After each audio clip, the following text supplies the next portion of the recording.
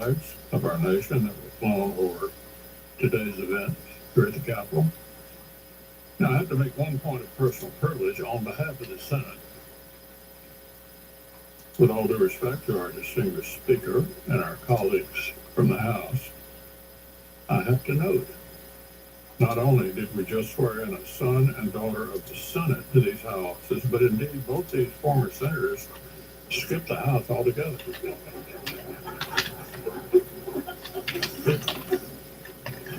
The Star-Spangled Banner is our greatest symbol of our endurance of the American idea. It flies over this building on triumphant days and on tragic ones, over all factions and all parties. And today this flag flew over our former colleague's inauguration as the very first female Vice President of the United States. So to our very distinguished former colleague, Madam Vice President, please accept this flag with the highest compliments and congratulations to the United States Senate.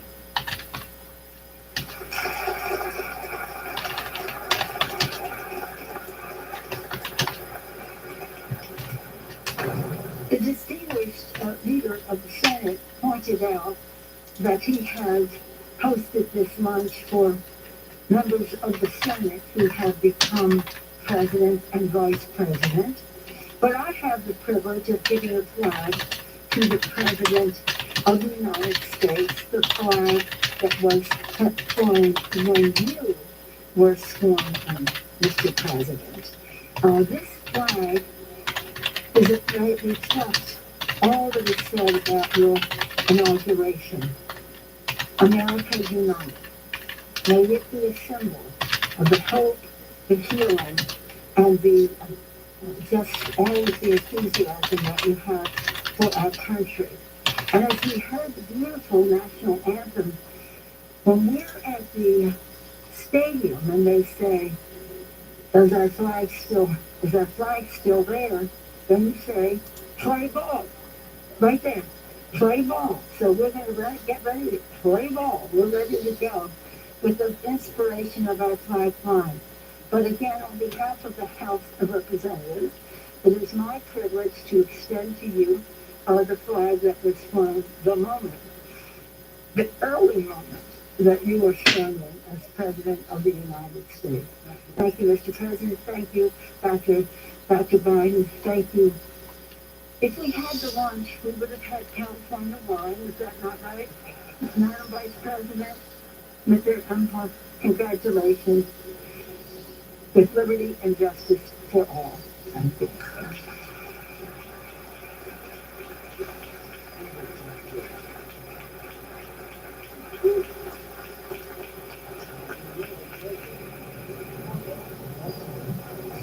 Liberty and justice for all.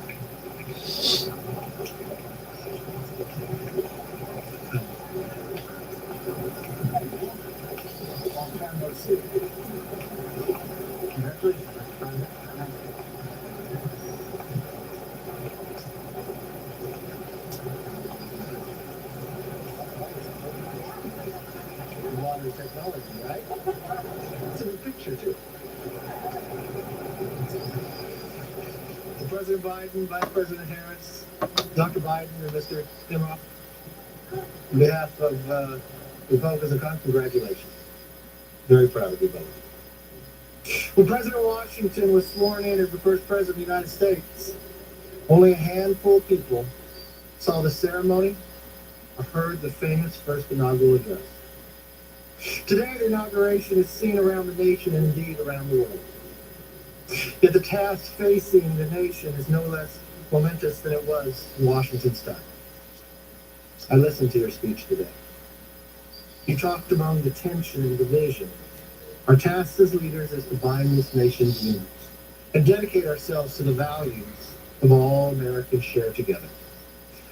With modern technology, just a few minutes ago, you captured in these pictures. History in the making, for all the world to see. This picture should serve as a reminder of that task that we have before us. As a very proud son of California, it is my honor to present to a very proud daughter of California as well. Today, Vice President Harris made history, and all of America should celebrate that. But we should also remember that this is not the end, but just the beginning. As leaders, we are judged not by our words, but by our actions. So let's go forth from here together, accomplish great things for the American people. And every time you look at this photo, remember the beginning of the job we have to do. Congratulations.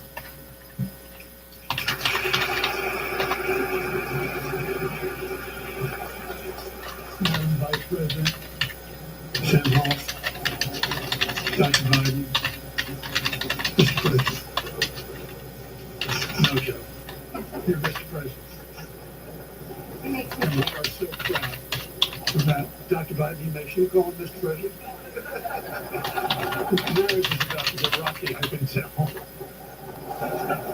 On behalf of the Joint Congressional Committee on the inaugural ceremonies, I too am proud.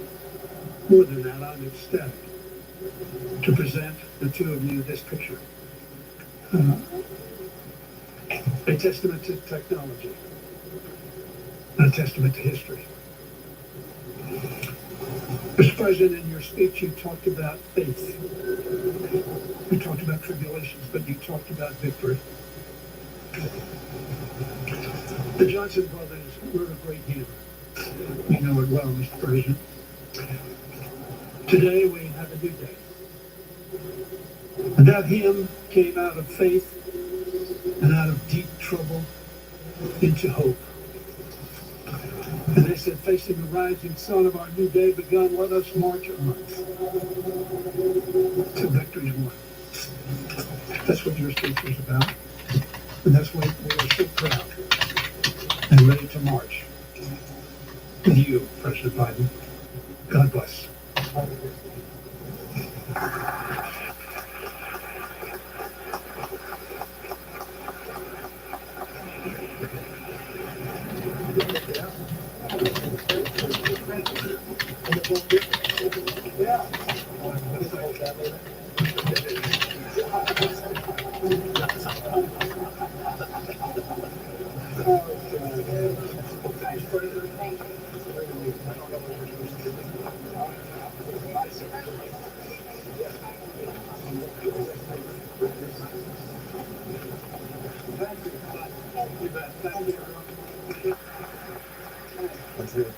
Traditional presentation of gifts, a somewhat, it's a traditional ceremony, somewhat awkward ceremony on this day. Extraordinary to hear Representative Kevin McCarthy saying to President Biden, very proud of you both, also saying all America should celebrate this day. David Axelrod, this is a man who was not just a leader, one of the leaders in the House really of the big lie that the president told. He wasn't just a leader, he was like a carnival barker of it on Fox News and elsewhere, riling up Americans to take part in this insurgency. Yeah, he just said that in those remarks, he said we should be judged not by our words, but by our actions. He's kind of in a hole here when it comes to intentions. His actions didn't exactly meet with that. But I think Biden's whole thrust is, okay, today's a new day, and let's see where we go from here. You know, all this discussion that we've been having here about the politics that he faces, clearly we have divisions in our country. In the Congress, there are divisions, but the Republican Party has its own divisions, and I think Biden's going to try and take advantage of that.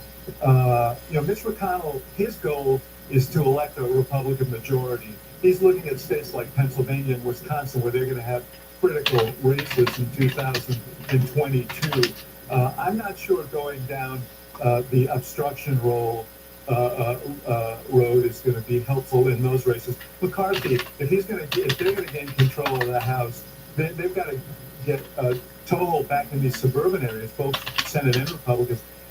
Obstruction and following the route they've been on lately is not a way to do that. Plus, donors that they count on have fled Republicans because of this obstructionism. So there are pressures on them to figure out how to navigate all of this. And it's going to be hard because there is this hardcore base within both their caucuses, more in the House than in the Senate.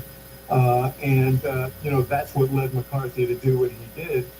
So it's going to be challenging, but I don't think it's a slam dunk that somehow all of this is doomed and today's talk of moving forward together is lost. And David, you were there when President Obama was sworn in. What happens on this day? I mean, in terms of actually what gets done, I know the president will sign some executive orders later on, but can you just talk about this transition is Biden's staff already inside the White House now? Some of them may be over there already. The bulk of us went over, but mostly the next day we were in there. But look, he is taking office in the midst of a crisis. We also, we've been talking about the virus. Jen Psaki was on earlier with Jake, and she said something very interesting. She said it was going to take, this is a kind of a mess. It's going to take several months before we see progress. One thing that you realize if you're a staffer is the moment you leave these ceremonies, the responsibility is yours. Everything that goes wrong is going wrong on your watch. By the way, Jen Psaki, the spokesperson is going to be doing the first briefing today, so she'll be at the White House. So I think she was setting the parameters, understanding that they've got a lot of difficult challenges ahead, and they need to get a running start right now. And you definitely feel that as an aide, like, holy smokes, now it's ours. Now it's on our watch. Anything that happens is our responsibility. It's sobering. We've been talking about Leader McCarthy and his hypocrisy in what just occurred. Another person that we saw speak today was Mitch McConnell. And Mitch McConnell was somebody who came out and said that the president provoked what occurred on January 6th because people were told a bunch of lies. And I think we cannot underestimate the relationship between McConnell and Biden. They disagree, but they know each other. And the important thing about Biden is not that he's some soft guy, as Donald Trump wanted to portray him, but he gets the politics. But one thing he does is when you get in a room with him, he doesn't question your motives. He understands the politics. He knows politically why you are there. He understands before he goes in, okay, you're going to disagree on this, but let's figure out something else. He and McConnell have been in rooms together before on budget issues, on a whole host of things, on the Recovery Act, as David knows very well. Biden led the Obama administration and their dealings with Congress on the Recovery Act. So it's not like Biden comes in as some naive guy who's going to say, okay, McCarthy, I can deal with you because we'll start from zero. He knows where he's Well, this thing about putting yourself in someone else's shoes is really important in politics. And he understands politicians. He is one proudly, and he understands how to have that conversation. I want to bring in Armando Raj. Armando, President Biden is going to be heading to Arlington soon. Can you just kind of set the scene for us? Yeah, we're outside the east front of the Capitol right now, where we expect Joe Biden to walk down the center steps of the Capitol, where he'll be greeted by family, friends, and supporters who are gathering here just on the plaza. It's a pretty empty plaza. They've cleared out, of course, most crowd. People can't gather here. Security is incredibly tight.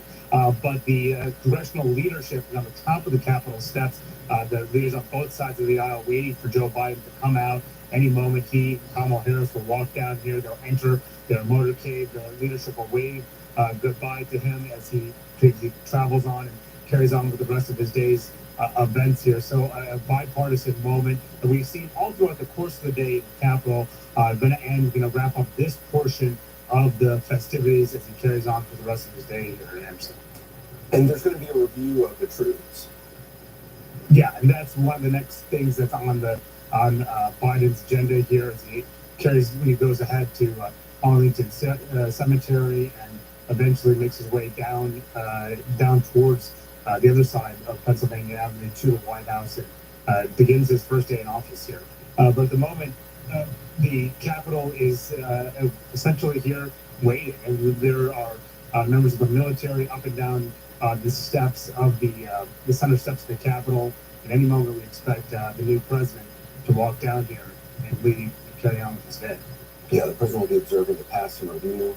Van, as we wait to see the president, what did you make of politician Lawrence? I'm just happy. I'm sorry. I'm still just. I still look at this and I see the triumph of American democracy. You have two symbols in that building. You have some nut walking through there with a Confederate flag, and you have Kamala Harris. Whose century is it? Is it the Confederate folks who are trying to go back to something they lost, or is there something new happening? Something new is happening. I agree that there's cracks, there's divisions, all that sort of stuff. But you just saw the biggest reset button hit that you're ever going to see. This has been 4 years of just horror. And then you had just a big download of beauty. And that is going to matter. Those guys, they may not admit what they said, but they know they're talking to a different country now. All of the people who thought they could get away with this nonsense before, they now feel constrained by what you just saw. This country stuck together from Silicon Valley to black voters in the South, and so we want something different. And look, some of the stuff is boring. Boring is the new thrilling to me. I'm glad it's boring. I'm happy. Let's listen in.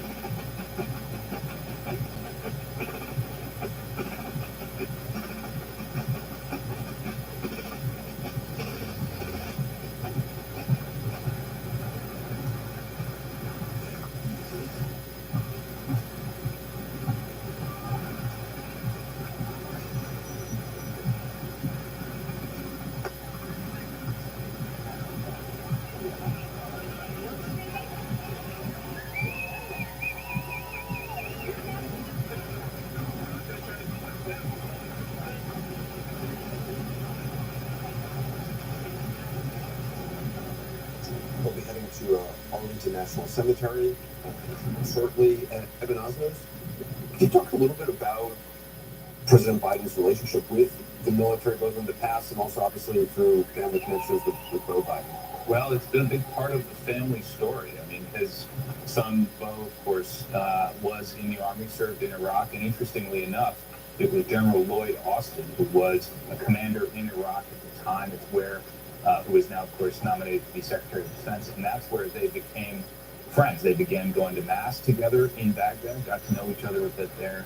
And Joe Biden co-founded an organization to help the spouses of armed service members overseas.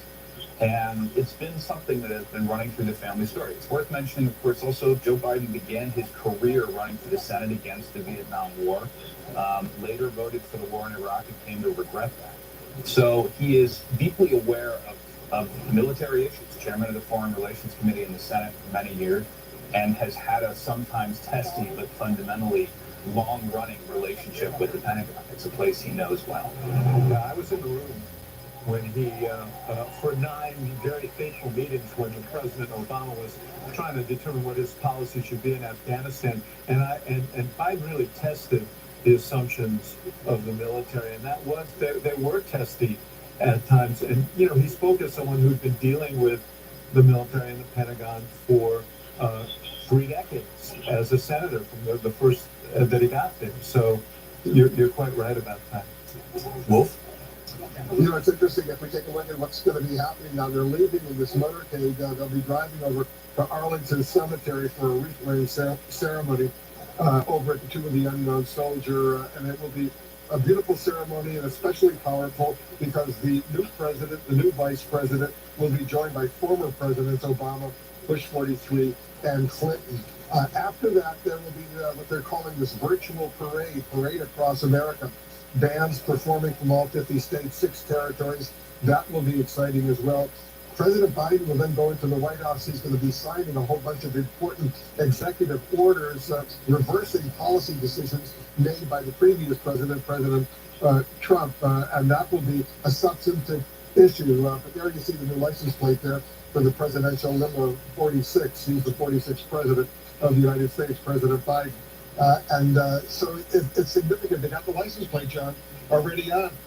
They move very quickly here, the Secret Service and the White House team moving about their business. Yeah, Wolf, we're about to see something very powerful at Arlington National Cemetery, one of the most sacred places in the nation's capital, one of the most sacred places in our country, where you have the new president and these former presidents, again, an act of continuity, an act of respect, just an act going out of their way to show tradition, the continuity of the American democracy.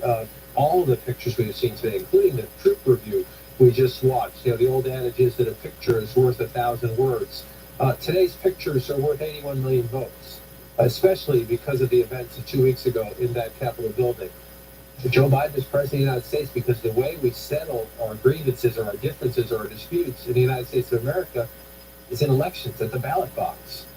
81 million votes made him president of the United States. 81 million votes made Kamala Harris historic as our vice president today. And when you watch today, compared to the story we were covering 2 weeks ago on this day, where people with grievances thought the way to settle them was to attack their government, to attack their vice president, their vice president-elect, to attack that sacred building, the Capitol Dome. That's not how we do it. And today's message from the new president, from all of the performers, and what we're going to see at Arlington National Cemetery, again, just a shrine of heroism, a testament to heroism of generations of Americans. It's just a reminder that there's a way to do this. That is why we are here. And so I think the images are so powerful today. You're right. The words of the new president, and later on, the policy actions of the new president, all consequential, all things we have to keep tabs of as we begin this new leadership test for the new administration.